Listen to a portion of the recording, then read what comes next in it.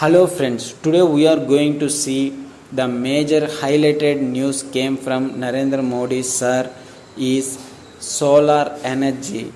From any part of the world to any country can utilize this solar energy. From the countries to the world, that is one sun, one world, one grid, which was proposed last year in International Solar Alliance. This concept is the world will broadly divide into two parts, east and west.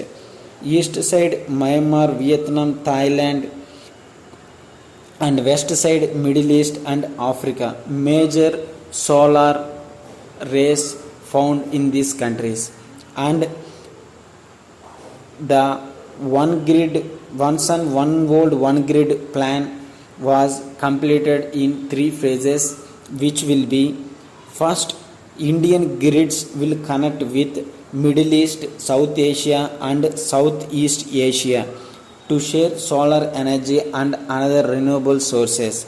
The second phase will connect the first phase nations with Africa pool of renewable sources, and the third phase will be concluding step of interconnecting these all the sources.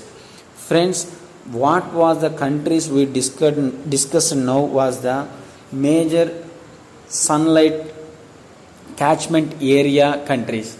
You follow like these countries has the major part of sunlight catchment area.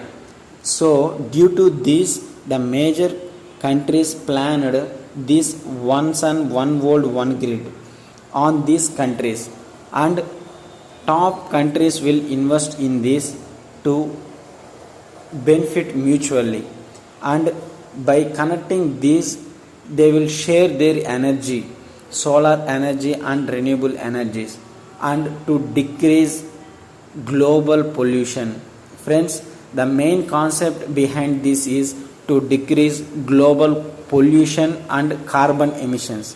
So friends, this is one of the main key point came from Narendra Modi Sarji, and the beneficial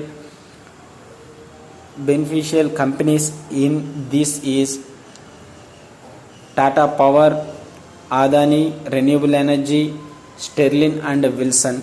These are the major players of solar energies in India, and there are few companies which has the raw material like solar panels wants glass, which was manufactured by Brussels Renewables, and there are Renew Power Renewables like these. Friends, thank you for subscribing.